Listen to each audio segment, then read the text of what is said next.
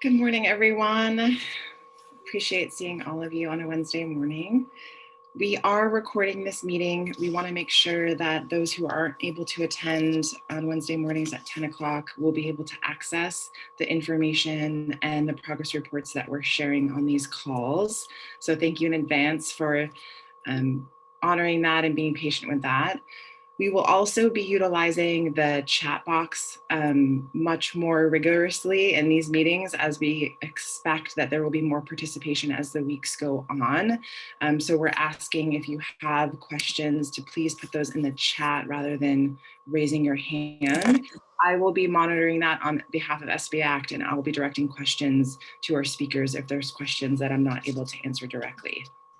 But this is our regional action plan meeting for the City of Santa Barbara's response to encampments in fire-prone areas. So SB Act facilitates a number of regional action plans across the city as part of our work in partnership with the city to reduce homelessness and its impacts in the City of Santa Barbara. So while this is specifically directed to emergency response efforts due to the significant wildfire threat that our region is facing because of severe drought conditions, this is a part of our multi-year strategic plan, the work that we're doing in coordination with partners, as well as the work that we're doing on behalf of the Act on Homelessness Collaborative is all being coordinated. So we're going to be facilitating this meeting. Jeff Schaefer will take the lead after I welcome all of you. And we'll be hearing from key partners in the City of Santa Barbara, as well as CityNet, on the progress that we're able to facilitate on the 120-day pilot program. So again, for those of you that are just signing on, if you have a question, please put that in the chat. I'll be monitoring it and directing questions to our speakers. So Jeff, I will turn it over to you. Thanks, Barbara, and thanks everyone for joining our calls. I know many of you are on our other calls, so thank you for taking more time out and being involved in the work to reduce homelessness and help more people out of homelessness and help secure the safety of the city overall. We've mentioned before, but we're very thankful for all the work that's gone into this to make this a success, and very thankful for the work of the city and for the work of CityNet and other partners, behavioral wellness, that will engage in order to make sure that we're moving people from encampments to these bridge housing units and then into permanent supportive housing. So as Barbara mentioned, our primary role is to help facilitate this meeting, but it really is a meeting to facilitate for updates from the city and from CityNet, and then to hear any questions that you might have as a community member. So I believe Renee, I'll throw it over to you first to kind of update us on progress as a whole regarding both the encampments, and then maybe pass it over to CityNet to talk about the current numbers at bridge housing. Great, thank you, Jeff and Barbara, and for everyone who's attending the meeting today and the future. We really appreciate all of the engagement and interest in the work that's going forward. So we did start on encampment engagement immediately after this was all approved by our city council at the end of the month. And so the first week of last week, the week of July 5th, we actually had several cleanups that have occurred around the Castillo on and on ramps. That was identified as our most immediate area of needing attention for fire prone, and also where some of our larger camps are located. So on July 5th, people started accepting housing. We started working with and cleaning up. We've continued that through the beginning of this week. And for the next steps, next sites, we will be working on Garden Street this week with the cleanup for around those encampments. So obviously there's a lot of coordination that's occurring to have to make this happen.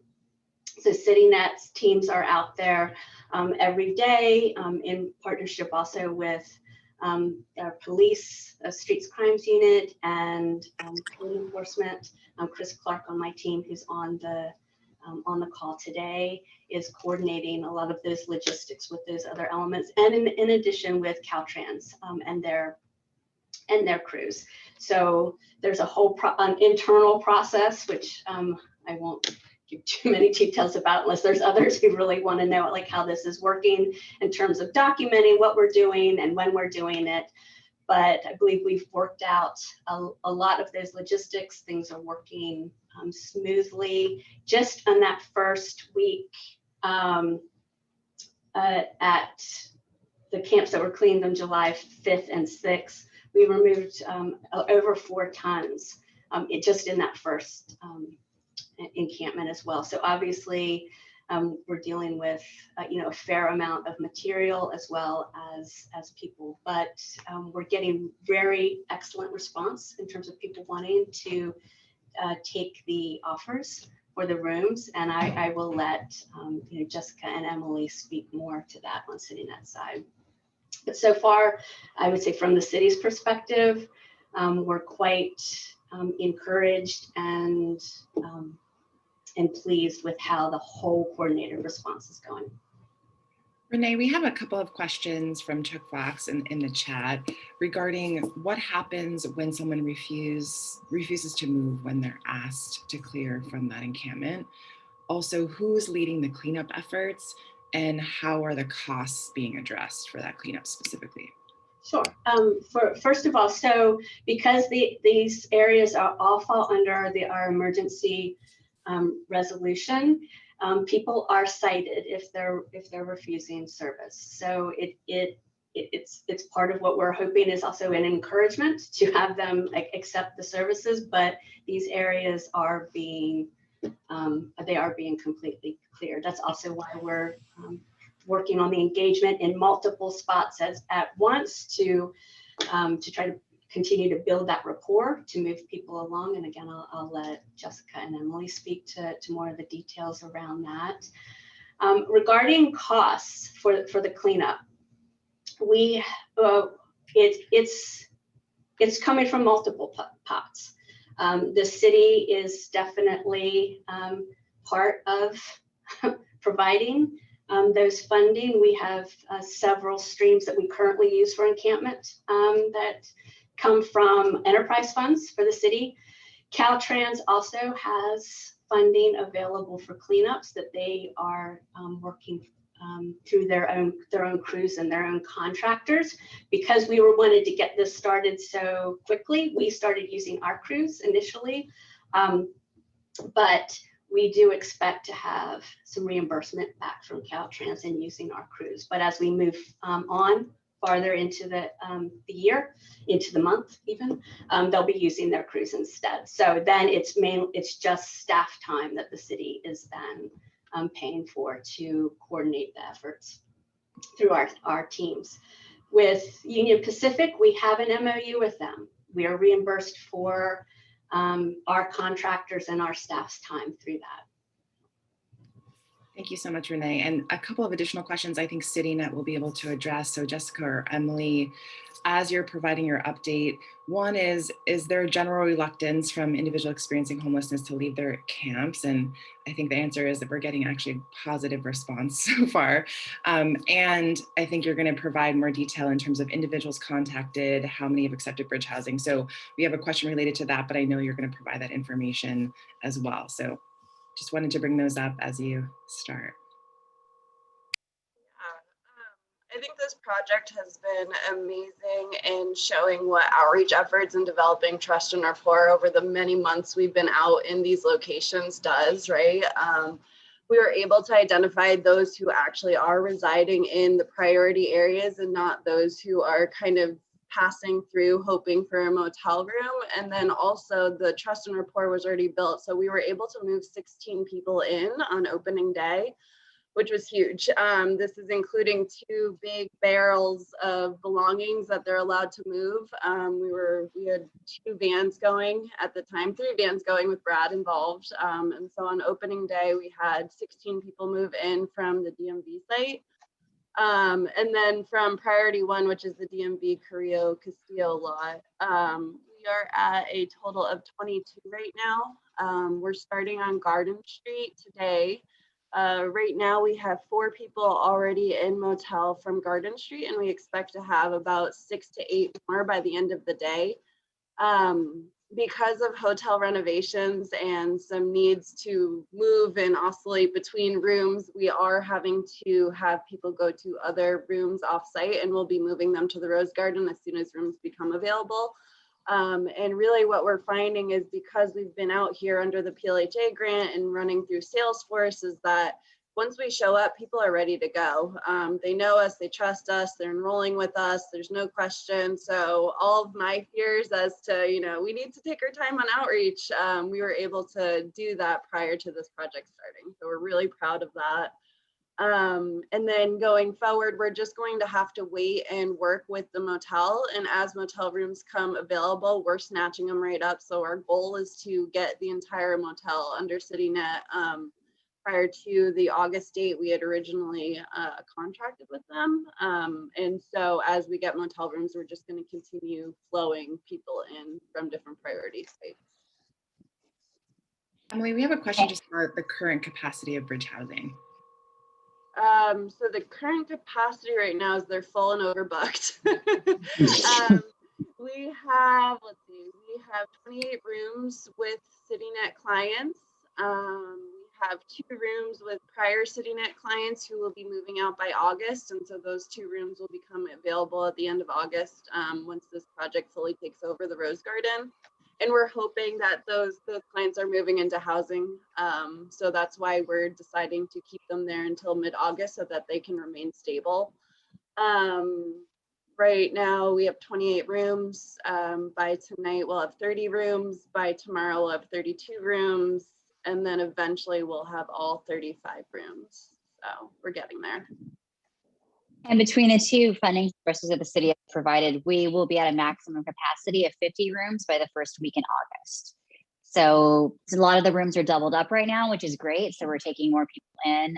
So we anticipate by the first week of August that we will be at least 60 to 65 clients in bridge housing, matched housing. Great. Thank you so much, Jessica and Emily, and to your CityNet team. Is just absolutely incredible work too. Yeah, if we can just encourage anyone that is a service provider on this meeting to let clients know, please don't come to the Rose Garden.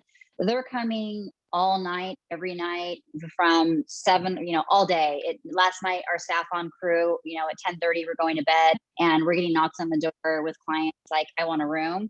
So if we can get some help from you guys to help in the messaging, please. If you go to the hotel, you'll never get into a hotel room. So go through us and, work the system because we are having a problem with that right now.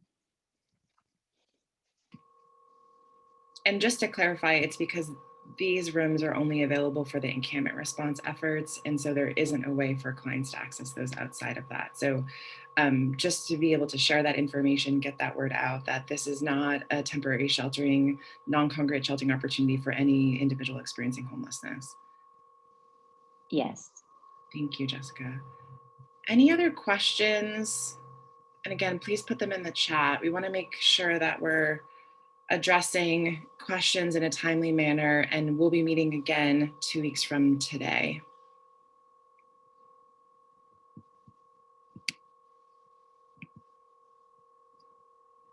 Pretty incredible work, I must say. So thanks everyone for the amount of people. Again, and what we've been discussing on our wrap calls and working group calls is it proves that with the right rapport and outreach, people will take the services that you offer. Also, if you offer the services people want to take. So it kind of disproves oftentimes what we hear, which is, I talked with 3 people and none of them want help. I mean, that's kind of the story a lot of times, when in fact, when you're able to move into encampments with some of the folks that have turned down services historically, and they respond to go into bridge housing immediately and then get on the track toward permanent supportive housing, we can't kind of overstate how incredible that really is. So I just want to thank everyone who's been working on this.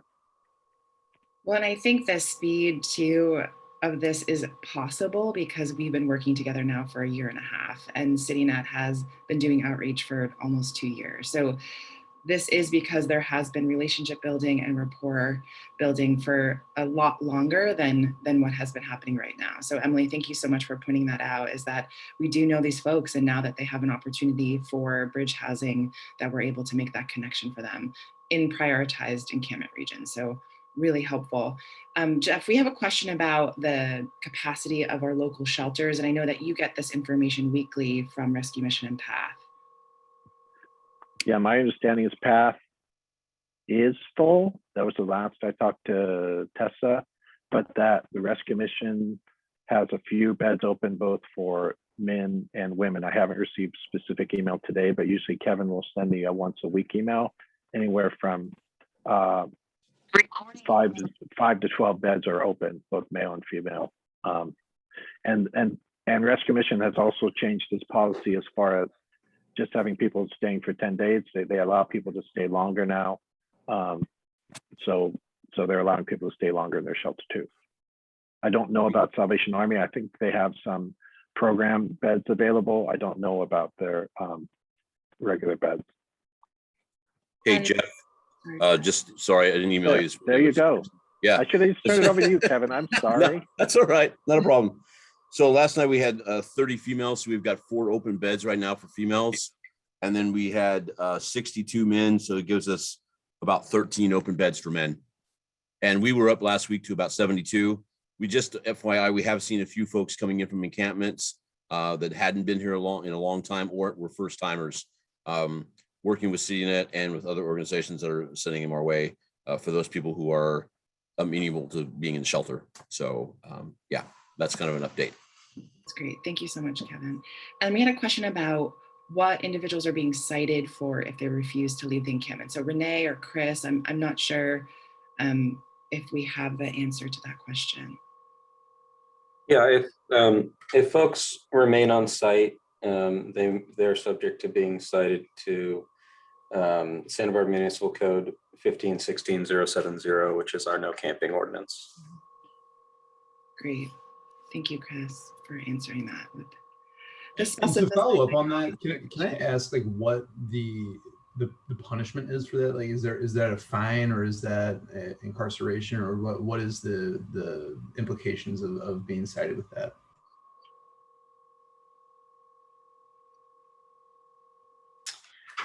I'd have to defer to our law enforcement officials on that one. My understanding is that it's a very low level crime, so they're subject to arrest and booking, but they're not being held, or for their court date is then, scheduled after that. Chris, Lieutenant Kushner shared the same, so that's what we know as well. Sam, does that answer your question? Yes, it does. It's a little bit of a disappointing answer, but yes, it does. And we have a question just in terms of the number of encampments and long-term goals and solutions. And so although we don't have an encampment specific goal in our strategic plan, we do have a housing goal. So we are working over the next few years and have been prior to this about making sure that individuals are being housed in permanent housing units. So we do have a goal that's specific to be measured over that period of time. We'll be reporting out on that goal quarterly as well as annually. And Jeff, we're going to be getting our second quarter data soon. And so we'll be able to share that on our call as well. Although this is specific to encampment response, we do want to let you know the progress that we're making overall. And so if we have time on our next call to provide that data to you, we can do that as well. And we know that this is a pilot program. And so as we report out on progress, if there are huge successes, that there would be discussion moving forward about how perhaps we could expand this work or extend the timeline if we had additional resources available. But Renee, anything else you want to speak to just assessing the pilot program in general?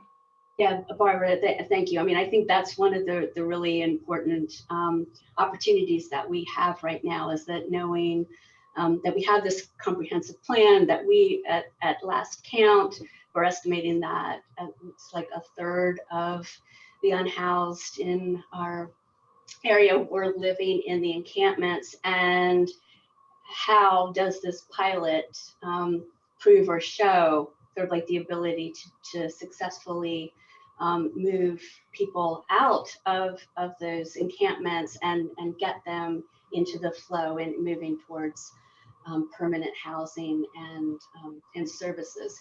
So one of the things that we could bring maybe in, Barbara, in conjunction with talking about sort of these overall numbers and what we know is on the encampment side, sort of like our understanding of the general like number and areas of those encampments too. So that could give some more context to this group about what we're working on. And even though the subset right now is focused on the encampments that meet that fire prone criteria. So that could give some more, I think more context. Okay. And Emily, there's a question from Sharon just about the focus on encampments and if that is, impacting other clients being able to get in the queue, as we say in the service provider world. No, I wouldn't say that's stopping the queue or other motels. Say the Scattered Site project is completely at capacity. I do reserve one Scattered Site motel room for Noah's Anchorage for youth who are transitioning out of that program. And so we have one bed that will become available probably by the end of August once that person gets housed. And then the other bed that I usually save is for Be Well. And so once that client goes into housing, I would like to reserve those for our partnering agencies so they're able to provide support and care for those clients. And then in terms of case management, right now, every service provider is stretched really thin with the emergency housing vouchers coming out and the press to get people document ready. Case management and outreach looks very different. It's a lot of office work and it is a lot of trips to the DMV. And so that may be the reason why street outreach doesn't seem to be as present, but it's because we're working on the case management side for all clients that are currently enrolled with CityNet. Yeah, just for a little background for those who aren't familiar, there's I think now 212, it could be a little bit more than that, emergency housing vouchers that have been allocated to Santa Barbara County through the housing authorities, both county and city. And this is to help individuals be placed in permanent housing units. And this is a massive undertaking. It's almost close to 25% of the total need that we have in the county for individuals experiencing homelessness. And it is all hands on deck to make sure that individuals have the documentation that they need to access those housing vouchers and get placed in those housing units. We have a question about the county and what they're doing in regards to bridge housing. So there has been a concerted effort, knowing that bridge housing has been a gap in terms of our capacity countywide. There's actually an effort in partnership with Dignity Moves, which is a nonprofit organization that does modular housing that's going to be located in downtown Santa Barbara. And that will be an up to 3-year bridge housing program in coordination with the County of Santa Barbara. The county is also opening a low barrier navigation center in Isla Vista. So they've leased to purchase a building out there. And I know that Behavioral Wellness is in close partnership with that. Good Samaritan has been assigned the service provider that will be operating that. So there's a lot happening across the board. The non-congregate sheltering, and I think CityNet, you're working with the county on that, that is part of the COVID-19 pandemic response. And so we use bridge housing terminology for individuals, any individual experiencing homelessness through case management that has this opportunity to be in non-congregate sheltering bridge housing. The non-congregate sheltering is part of Project Room Key, or soon to be Home Key, which is the purchasing of those units, is specific to COVID-19 response. So they needed to be medically vulnerable or medically fragile, have certain diagnoses that would impact, or increase their potential of contracting COVID-19. That is scheduled to end on September 30th. That is the FEMA reimbursement timeline that reimburses the county for that expense. Emily or Jessica, anything to add just on the county non-congregate sheltering, if I didn't answer it correctly? No, we are running that program in the city of Santa Barbara. It is full right now. All of the clients have been made doc ready. So we're hoping we'll start to see some system flow with the vouchers and getting people housed. So we're excited about that. We will continue to fill those rooms for the next 40 days. and when we do have turnover, but the goal will be obviously to ramp down and have everybody housed by September 30th. So if you have landlords or friends that have rental property that would be willing to work with, all of our agencies, please pass on the information. We are in, dire need for landlords that are willing to work with us with these vouchers, because we need to house these people quickly. And the vouchers are very advantageous. There's landlord incentives, there's rental subsidies, insurance. So it does seem to be economically and fiscally an opportunity that definitely we're hoping a lot of people will be open to. There's a question in regards to just issues in the neighborhood. Has there been any concern shared with the city or CityNet about the Rose Garden Inn and the surrounding neighborhood? So far, we haven't had any. Yeah. We haven't had any issues. Wood. Yeah, we actually had one neighbor reach out to Lucille, and so I don't know if she's on this call, but thank you so much for advocating on our behalf. We've been housing people here for the past year and a half, under the radar. No one was aware. And so now that it's in the newspaper, it's more about the media bringing the attention over and people just asking questions. We had a couple show up last night asking what the site was about. And these are just concerned neighbors wondering about our program. We also have Spud Nuts who are now offering our clients free coffee and donuts for sleeping outside of their storefront in the mornings, and it just the smile that brought me when Carlos came over and was all excited. It was, yeah, so we're getting some support from the business owners as well in the adjacent area, so it's been very That's positive. great news. Sharon has asked a very complicated question, so I'll get to that when I get to an easier question, which is Robin's, about how do individuals access the vouchers and what the requirements are for that. And I know it's part of a coordinated entry, but Emily, can you speak to that briefly? Yeah, so in order to qualify for an emergency housing voucher, clients need to get document ready. Document ready requires an ID, a social security card, proof of income, a disability verification, and a homeless verification. All of this paperwork is required to be done by case managers. I usually say it takes between 2 to 4 months to get this completed. Having to send in and mail in your ID these days until the Social Security office opens. And so if a client is coming starting from ground zero, it takes up to 4 months. Luckily, we have lots of clients who are already marked document ready. And so those clients have been matched and referred through the coordinated entry system. But this is where case management comes into play. It definitely requires a case manager to help navigate the system. It is not something that I think clients could access and understand on their own, because we're still learning the system, and this is a once in a lifetime opportunity. And so, yeah, as we learn to navigate it, we're also bringing our clients along. And I think we're seeing the level of yes to case management, because now folks know that there's actually potential and I would say more rapid potential for housing. So this is not a 2 to 4 years it takes to access a permanent housing unit. This is, we're gonna see some rapid system flow. And Sharon, I think this speaks to your question. We're not at the ceiling yet, so come back to us when we get there. But I think it's the flow. It's the number of resources that are coming in, the number of contracts that are being processed. So not only have we had the end of a fiscal year to a start of a new fiscal year, and we know some HEAP funding has stopped as of July 30th or July 1st. New contracts are being undertaken for outreach with behavioral wellness and CityNet countywide. We also have the emergency housing vouchers that have to be utilized and deployed very quickly. And the prioritization on that is very important. There's a notice of funding availability for supportive services to attach those housing vouchers. That is still going through the process. So service providers will apply, that will be vetted, that award will be granted. So there's just a lot in play right now, which is stretching the current capacity of organizations. But I do think we'll get to a place where the system flow will start being a little bit hopefully easier on service providers, and we're able to then, as individuals get housed, a new organization provides those supportive services through the emergency housing vouchers, that we're able to manage the system flow on the outreach side. But Sharon, anything just in terms of your insights to add to that?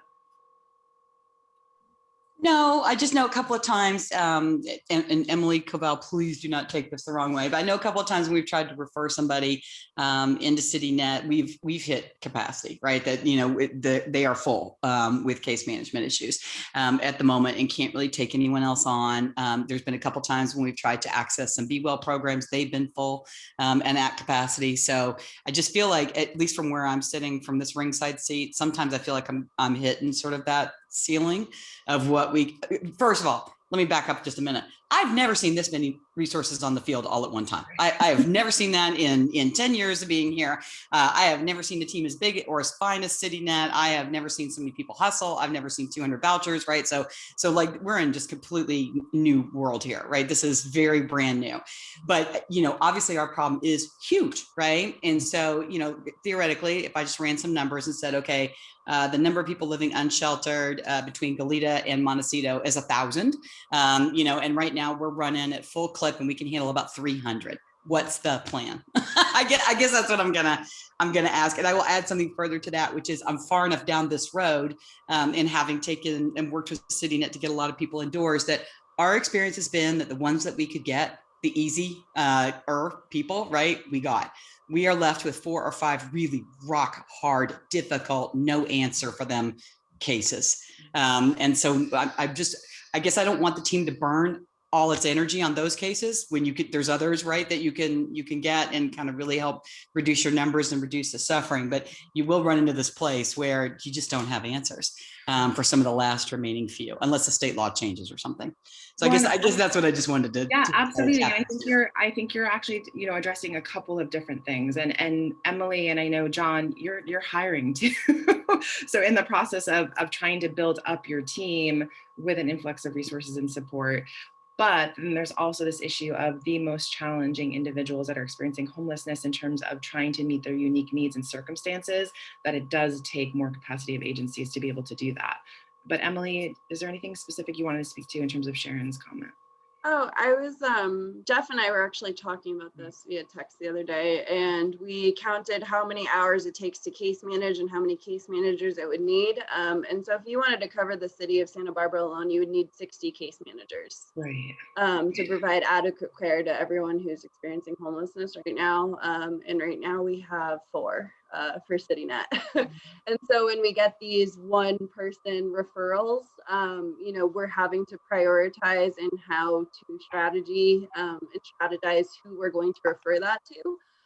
Right now we have a 4 to 6 week wait list for clients being referred as a one-off. So if they're not in the fire project, if they're not going to the FEMA project, if they're not going to the other motel project, it's about 4 to 6 weeks for CityNet to be able to contact that client back. And then this is where we're asking for our partners to see who else has case managers and can take on some of the load. Right now, we've been referring to the PATH access entry point. So that's Monday through Thursday from 8 to 10:30 at PATH. And so that's been my referral source. But if anyone else, you know, wanted to help out in helping us refer clients so they can get immediate care, that would be awesome.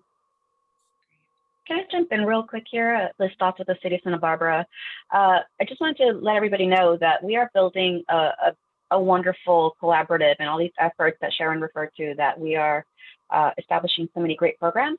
This is perfect timing for us as a city because the state just adopted its state budget for this upcoming year, and they've allocated $12 billion for the next 2 years in homelessness services. That means encampments, addressing encampments, providing affordable housing, providing mental health services. So some of it will be coming to jurisdictions directly, some of it will be going through the COCs, but that's a lot of money that is coming down from the state in the next 2 years to do a lot of amazing work. And we're currently building wonderful programs, a wonderful framework to continue when this money becomes available. The details are still sketchy on how that money is going to be parsed out and what goes to what program directly, but we are keeping an eye on it, and we're building an infrastructure to be able to demonstrate that we can use it properly.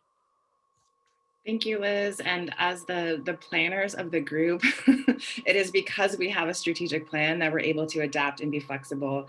And as new resources come in, that we're able to pivot and shift based on where we can prioritize our time and energy. So we do have, again, very specific goals. So we encourage folks that, again, are on the call and hearing kind of the depth of the work for the first time. We have an all-call meeting every quarter, which is open to anyone who wants to hear more about what's happening with the Act on Homelessness Collaborative and our strategic planning process.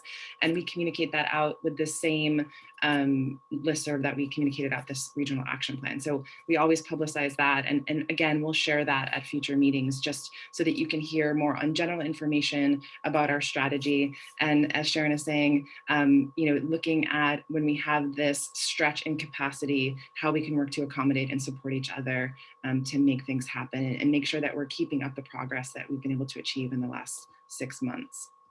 And then there's a question just about the possibility of moving encampments to designated group areas. So this was a conversation over the last 6 weeks in planning for the encampment response. And it was the input from service providers, government partners, as well as those living the experience of homelessness that wasn't the best practice that we wanted to target in terms of our resources. So what we're trying to do is assess how successful this approach is, and then we can weigh that against the experiences that other communities have had, including Isla Vista, and in facilitating kind of a designated encampment tent site area. If that answers the question, we received feedback that wasn't necessarily the practice or approach that we should go for if we had the resources to be able to do bridge housing. We're assessing bridge housing, and then we'll be able to weigh the options as we move forward. Any other question? We have volunteers, and Robin, this is a great point. I think we've had, as a city and a county, the utilization of volunteers for case management, and it has been challenging in terms of maintaining that continuity of service and support and being able to do the level of outreach as frequent as we needed it. And relying on volunteers to do that has been difficult. So you see that there has been a transition from using kind of AmeriCorps, which is volunteer-based, but it's a one-year stipend program, to CityNet, which is more professional outreach in terms of day-to-day, more frequency, more level of continuity, more detailed in terms of support and what they're able to do. The whatever it takes mentality of CityNet, I think, has proven to be successful, which is why they're gaining more traction across our county as well as Southern California in general. But all hands on deck. And Jeff, you've been able to utilize volunteers at the neighborhood navigation centers. That has been great in terms of cultivating the relationship and then having that volunteer linked to a case manager when they're ready. But Jeff, anything you wanted to add to that in terms of using volunteers to be able to expand the capacity of agencies to do this work? Yeah, I mean, I would always advocate, which is why we advocated for the arrival of CityNet, we're thankful for them, because I will always advocate for the professional straight outreach like CityNet. So that's first. I mean, I think the more that we can acquire CityNet time for our regions, the better. But I think in the midst of situations like this, there are volunteers that you can train that can resource, not case management, but that can resource people, or even that can learn what diversion is and then connect people to CityNet who are interested in diversion. So I think there are unique things volunteers can do, but like I said in the call, it would depend upon training, oversight, debriefing. I know Sharon and I have both had success in some pilot programs, right? Sharon's been very successful in Montecito as far as volunteers helping. So I think we're open to it. We just want to make sure it would be a solid plan for the best benefit for both people on the streets and for the volunteers, so they have a safe, good experience. That'd be what I would say. Go ahead, Emily.